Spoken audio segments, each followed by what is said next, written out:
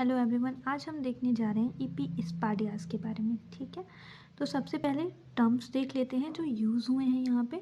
तो ईपी का मतलब क्या है, हो रखा है अबव। ठीक है, और स्पाडियास जैसे कि कल हम लोगों ने देखा था या फिर हाइपो स्पाडियास वाले केस में देखा था, स्पाडियास का मतलब क्या था, ओपनिंग या स्लिट।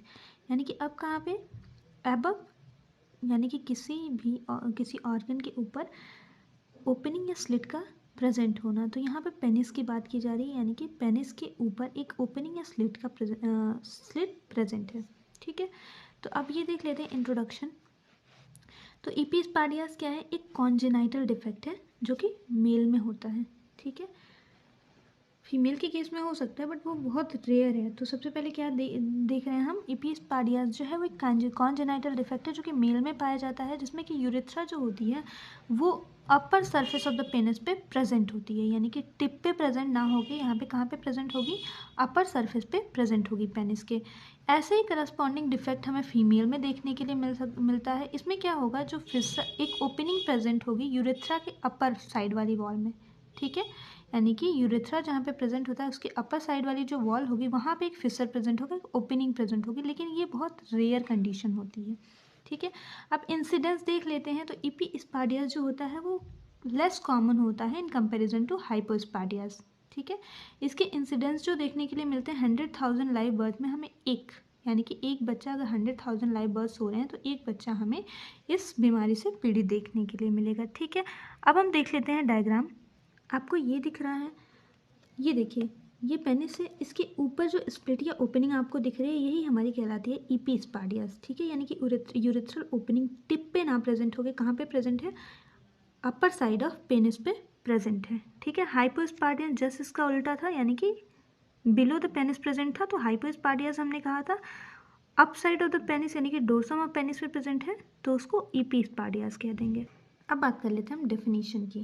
तो बहुत ही सिंपल सा डेफिनेशन है, ईपी स्पाडियास एक रेयर बर्थ डिफेक्ट है जिसमें जो यूरेथ्रा होती है हमारी वो कहाँ पे लोकेटेड होती है, located on the upper surface of the penis instead of tip.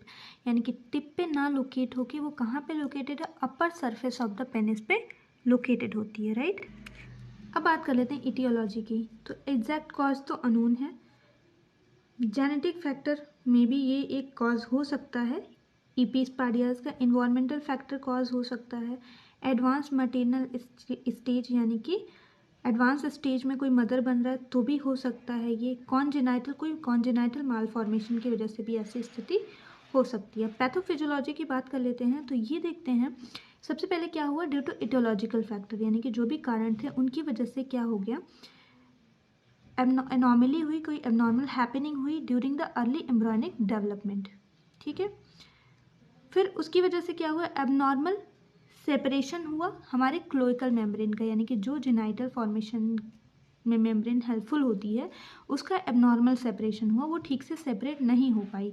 इसकी वजह से क्या हुआ, जो जेनाइटल ट्यूबरकल होते हैं उनका डिस्प्लेसमेंट नहीं हो पाया। उनके डिस्प्लेसमेंट ना होने की वजह से जो हमारी यूरेथ्रल प्लेट थी वो नॉन क्लोजर रह गई, यानी कि ठीक से क्लोज नहीं हो पाई, जिसकी वजह से एबनॉर्मल डोर्सम यूरेथ्रल ओपनिंग देखने के लिए मिली। और यही डोर्सम यूरेथ्रल ओपनिंग को हम लोगों ने क्या नाम दे दिया, ईपी स्पाडियास। ठीक है, बात कर लेते हैं क्लिनिकल मैनिफेस्टेशन की। दैट मीन्स कि हम बात करेंगे साइन एंड सिम्टम्स के बारे में।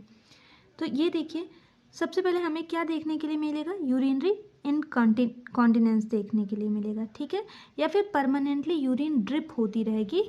ठीक है, आउट होती रहेगी, निकलती रहेगी। इनवॉलेंट्री यूरिन लॉस देखने के लिए मिल सकता है ड्यूरिंग द स्ट्रेस, यानी कि कोई अगर कफ करेगा, खांसी उसको आएगी, या फिर स्ट्रेनस एफर्ट डालेगा, यानी कि ब्लैडर पे अगर थोड़ा सा भी एक्स्ट्रा एफर्ट डालने की कोशिश करी उसने तो क्या होगा, यूरिन लॉस होगा, इनवॉलेंट्री, ना चाहते हुए भी। ठीक है, एबनॉर्मल स्प्रेइंग होगी, यानी कि यूरिनेशन के दौरान यूरिन इधर उधर स्प्रे होगा। ठीक है, डायग्नोस्टिक इवैल्यूएशन क्या कर सकते हैं हम, सबसे पहले तो फिजिकल एग्जामिनेशन और हिस्ट्री टेकिंग से पता चल जाएगा कि कोई एबनॉर्मेलिटी प्रेजेंट है या नहीं है। ठीक है, इमेजिंग स्टडीज़ यानी कि एमआरआई या सिटी स्कैन करा सकते हैं, सिस्टोस्कोपी या वाइडिंग सिस्टोग्राफी करा सकते हैं, यूरोडायनेमिक्स, ये भी हमारा डायग्नोस्टिक इवैल्यूएशन होता है किस केस में, ईपी स्पाडियास के केस में। मैनेजमेंट की बात कर लेते हैं। तो अगर माइल्ड केस है ठीक है, ज़्यादा प्रॉब्लम नहीं हो रही है, तो उस केस में हम कोई ट्रीटमेंट रिक्वायर्ड नहीं होती है, ठीक है। लेकिन अगर सर्जिकल मैनेजमेंट यानी कि सीवियर केस है, ज़रूरत ही पड़ गई, तो हम क्या करते हैं, एक ब्लैडर नेक रिकन्स्ट्रक्शन वाली सर्जरी कर सकते हैं, या फिर lengthening of penis and urethra, यानी कि लेंथनिंग कर देते हैं इसमें, यूरेथ्रा को ना अपर सरफेस पे लाके हम कहाँ पे लाने की कोशिश करते हैं, टिप पे लाने की कोशिश करते हैं, राइट। थैंक यू, आज के लिए इतना।